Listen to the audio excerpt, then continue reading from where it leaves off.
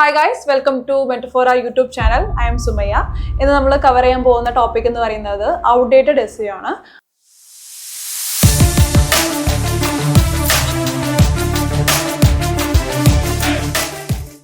So outdated SEO എന്ന് പറയുമ്പോൾ നമുക്കറിയാം SEO ഒരു ഡൈനാമിക് ഫീൽഡ് ആണ്. അതിന്റെ സെർച്ച് എഞ്ചിൻ അൽഗോരിതങ്ങൾ മാറിക്കൊണ്ടേയിരിക്കും. അതിന്റെ റാങ്കിങ് ചെയ്യാനുള്ള ഫാക്ടേഴ്സിന്റെ ഒരു ഗൈഡ് ലൈൻസ് എന്താകും എപ്പോഴും മാറിക്കൊണ്ടേയിരിക്കും. സോ ഇത് നമ്മൾ ഈ ഒരു SEO ചെയ്യുമ്പോൾ നമ്മൾ ശ്രദ്ധിക്കേണ്ട കാര്യങ്ങളെ കുറിച്ചാണ് നമ്മൾ പറയാൻ പോകുന്നത്.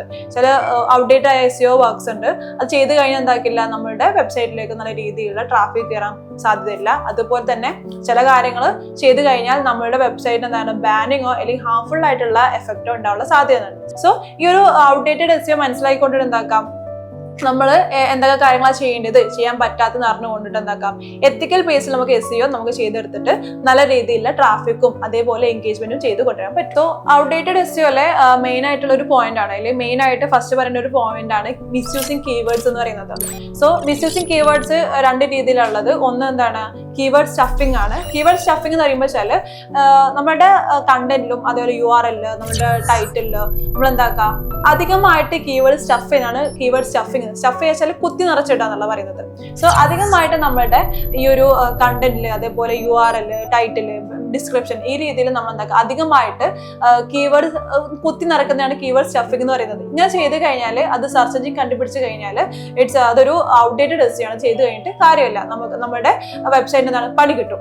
ആൻഡ് സെക്കൻഡ് പോയിന്റ് ആണ് വെച്ചാൽ നമ്മുടെ കീവേഡ് മിസ്യൂസിംഗിലുള്ള സെക്കൻഡ് പോയിന്റ് ആണ് ഇറലവന്റ് കീവേഡ് ടാർഗറ്റിംഗ് എന്ന് പറയുന്നത്. വെച്ചാൽ നമ്മുടെ വെബ്സൈറ്റിലെ കണ്ടന്റ് ആയിട്ട് റെലവെന്റ് ആവാത്ത കീവേഡിൽ എന്താക്കുക നമ്മുടെ ഒരു വെബ്സൈറ്റ് ടാർഗറ്റ് ചെയ്യാന്ന് പറയുന്നത്. ചില എക്സാമ്പിൾ ആയിട്ട് നമ്മുടെ കീവേഡ് ബെസ്റ്റ് സ്മാർട്ട് ഫോൺ എന്നായിരിക്കും.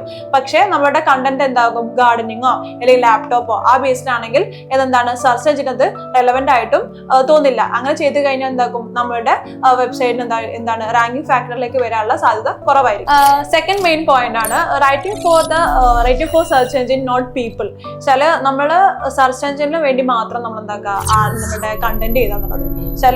നമ്മള് ഒരു റാങ്കിങ്ങിലേക്ക് എത്താൻ വേണ്ടിയിട്ട് നമ്മൾ സെർച്ച് എഞ്ചിനെ ഫോക്കസ് ചെയ്തുകൊണ്ട് മാത്രം നമ്മൾ കണ്ടന്റ് ചെയ്താൽ നമ്മൾ ടാർഗറ്റ് ഓഡിയൻസിനെ ശ്രദ്ധിക്കാതെ നമ്മുടെ സെർച്ച് എഞ്ചിന് വേണ്ടി മാത്രം നമ്മൾ കണ്ടന്റ് ചെയ്തതിനാണ് നമ്മൾ ഈ ഒരു പോയിന്റ് പറയുന്നത്. അതിൽ ഫസ്റ്റ് കാര്യമാണ് എന്ത്, ലോ ക്വാളിറ്റി കണ്ടന്റ് എന്ന് പറയുന്നത്. നമ്മൾ കണ്ടന്റ് എന്താണ്, ജസ്റ്റ് നമ്മൾ എന്താണ് നമ്മുടെ വെബ്സൈറ്റിൽ കണ്ടന്റ് വേണം. സോ അതിന്റെ ബേസിൽ ലോ ക്വാളിറ്റി ആയ അല്ലെങ്കിൽ AI ബേസിലുള്ള കണ്ടന്റ് ചെയ്ത് വെക്കുക എന്നുള്ളതാണ് ലോ ക്വാളിറ്റി കണ്ടന്റ് എന്ന് പറയുന്നത്. പക്ഷെ ഒരിക്കലും നമ്മൾ കണ്ടന്റ് അങ്ങനെ അയക്കരുത്. ആൾക്കാർ എൻഗേജ് ചെയ്യുന്ന രീതിയിൽ, ആൾക്കാർക്ക് ഇൻഫോർമേറ്റീവ് രീതിയിൽ, ആൾക്കാർക്ക് എന്താണ് അത് ക്വാളിറ്റി ഉള്ള നല്ല എന്താ പറയുക അതിന്റെ ഡെപ്ത് ഉള്ള കണ്ടന്റ് ആയിരിക്കണം നമ്മൾ കൊടുക്കേണ്ടത്. സോ ലോ ക്വാളിറ്റി കണ്ടന്റ് എഴുതി കഴിഞ്ഞാൽ എന്താണ് നമ്മുടെ വെബ്സൈറ്റിന് പണി കിട്ടും. ആൻഡ് അതിൽ തന്നെ ഒരു കണ്ടന്റിന്റെ ബേസിൽ വരുന്ന വേറൊരു പോയിന്റ് ആണ് എന്ത്, അൺനാച്ചുറൽ യൂസേജ് ഓഫ് ലാംഗ്വേജ് എന്ന് പറയുന്നത്. ആൾക്കാരെ ഓക്കേർഡ് ആയിട്ട് ഫ്രേസസ് യൂസ് ചെയ്യുക, അതേപോലെ തന്നെ മാനിപ്പുലേറ്റീവ് ലാംഗ്വേജസ് യൂസ് ചെയ്യുക. ഇതൊന്നും എന്താണ് നമ്മുടെ കണ്ടന്റിൽ യൂസ് ചെയ്യാൻ പാടില്ല. അത് നമ്മൾ യൂസ് ചെയ്യുമ്പോൾ ഫ്രണ്ട്ലി ലാംഗ്വേജ് ആയിരിക്കണം, ആൾക്കാർക്ക് മനസ്സിലാവുന്ന സിമ്പിൾ ലാംഗ്വേജ് ആയിരിക്കണം. ആ രീതിയിലായിരിക്കണം നമ്മൾ കണ്ടന്റ് ലാംഗ്വേജ് എന്ന് പറയുന്നത്. ഈ മാനിപ്പുലേറ്റീവ് ഓക്കേർഡ് ആയിട്ടുള്ള ഫ്രേസസ് യൂസ് ചെയ്ത് കഴിഞ്ഞാൽ ആൾക്കാർ എന്താക്കില്ല, നമ്മുടെ കണ്ടന്റ് വായിക്കില്ല, അവർക്ക് അതെന്താണ് ഇറിറ്റേറ്റ് ആയിട്ട് ഫീൽ ചെയ്യാൻ തുടങ്ങും. സോ സെർച്ച് എഞ്ചിന് അത് കണ്ടു കഴിഞ്ഞാൽ നമ്മുടെ റാങ്കിങ് ഫാക്ടറിനെ അത് എന്താക്കാൻ പറ്റും, ബാധിക്കാനും സാധിക്കും. നമ്മുടെ അൺനാച്ചുറൽ മാനിപ്പുലേറ്റീവ് ആയ ഓക്കേർഡ് ആയ ലാംഗ്വേജ് സെർച്ച് എഞ്ചിൻ കണ്ടെത്തി കഴിഞ്ഞാൽ നമ്മുടെ സെർച്ച് എഞ്ചിൻ റാങ്കിങ്ങിന് എന്താക്കും, അത് നല്ല രീതിയിൽ ബാധിക്കും. അടുത്ത ഒരു മെയിൻ പോയിന്റ് ആണ് ഇഗ്നോറിംഗ് മൊബൈൽ SEO എന്ന് പറയുന്നത്. അധികം ആൾക്കാരും ശ്രദ്ധിക്കാൻ പോകാത്ത ഒരു പ്രശ്നമാണ് ഈ മൊബൈൽ SEO എന്ന് പറയുന്നത്. സോ അതിന്റെ ഫസ്റ്റ് പോയിന്റ് ആണ് ഇഗ്നോറിംഗ് മൊബൈൽ ഫ്രണ്ട്ലി ഡിസൈൻ എന്ന് പറയുന്നത്. നമുക്കറിയാം അധികം ആൾക്കാർ എന്താണ് മൊബൈൽ കൂടെയാണ്, ഒരു ഫോണിൽ കൂടെയാണ്, സ്മാർട്ട് ഫോണിൽ കൂടെയാണ് നമ്മൾ എന്താക്കുന്നത് ഒരു വെബ്സൈറ്റ് ഓപ്പൺ ആക്കുന്നത്. സോ നമ്മുടെ വെബ്സൈറ്റ് മൊബൈലായിട്ട് ഒപ്റ്റിമൈസ് ചെയ്യാത്ത ഒരു വെബ്സൈറ്റ് ആണെങ്കിൽ നമ്മുടെ യൂസർ എക്സ്പീരിയൻസിനും അതേപോലെ തന്നെ നമ്മുടെ ട്രാഫിക്കിനെയും അത് ബാധിക്കാൻ ചാൻസ് കൂടുതലാണ്. സോ നമ്മളൊരു വെബ്സൈറ്റ് ക്രിയേറ്റ് ചെയ്യുകയാണെങ്കിൽ അതെന്താക്കണം, നമ്മളത് യൂസർ എക്സ്പീരിയൻസ് ഉള്ള അതേപോലെ മൊബൈൽ ഫ്രണ്ട്ലി ആയിട്ടുള്ള രീതിയിലുള്ള ഡിസൈൻസ് എന്താക്കണം നമ്മൾ നിർബന്ധമായിട്ടും യൂസ് ചെയ്യണം. ഓക്കെ, സോ നമ്മൾ നെക്സ്റ്റ് പോയിന്റ് ആണ് പ്യുവർ മൊബൈൽ യൂസർ എക്സ്പീരിയൻസ് എന്ന് പറയുന്നത്. Fail to provide browsing experience mobile devices. നമ്മുടെ മൊബൈൽ ഡിവൈസസിൽ ഈ ബ്രൗസിംഗ് എക്സ്പീരിയൻസ് നമ്മൾ യൂസേഴ്സിന് കൊടുക്കാൻ ഫെയിൽ ചെയ്യാം. ആ ഒരു കൊടുക്കാൻ പറ്റാത്തൊരവസ്ഥയാണ് നമ്മൾ ഈ ഒരു പ്രശ്നം എന്ന് പറയുന്നത്.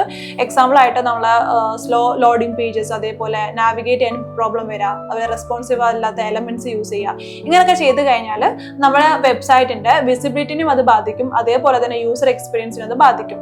സോ നമ്മൾ എന്താക്കണം, നമ്മൾ എല്ലായ്പ്പോഴും അധികം ആൾക്കാരും ഇഗ്നോർ ചെയ്യുന്ന ഒരു ഭാഗമാണ് മൊബൈൽ SEO എന്ന് പറയുന്നത്. സോ നമ്മൾ എന്താക്കണം, എന്ത് വന്നാലും നമ്മൾ മൊബൈൽ SEO ഒക്കെ ഇമ്പോർട്ടൻസ് കൊടുക്കണം. കാരണം എന്താ വെച്ചാൽ ഏറ്റവും കൂടുതൽ യൂസേഴ്സ് കയറുന്ന ഒരു ഡിവൈസ് ആണ് മൊബൈൽ എന്ന് പറയുന്നത്. ലാപ്ടോപ്പിനെക്കാട്ടും മറ്റു ഡിവൈസിനെക്കാട്ടും ഏറ്റവും കൂടുതൽ ആൾക്കാർ കയറുന്ന ഒരു ഡിവൈസ് ആണ് മൊബൈൽ. സോ നമ്മൾ എന്താക്കണം, mobile SEO is very compulsory. So ഇന്നത്തെ ഒരു ക്ലാസ്സോടെ വൈൻഡപ്പ് ചെയ്യാണ്. നെക്സ്റ്റ് പാർട്ടിന് വേണ്ടി സ്റ്റേ ട്യൂൺ. അതേപോലെ തന്നെ ഇതേപോലത്തെ വീഡിയോസ് കാണാൻ വേണ്ടിയിട്ട് നമ്മുടെ ഈ ഒരു യൂട്യൂബ് പേജ് സബ്സ്ക്രൈബ് ചെയ്യുക, അതേപോലെ തന്നെ ബെൽ ഐക്കണും ക്ലിക്ക് ചെയ്യുക. താങ്ക്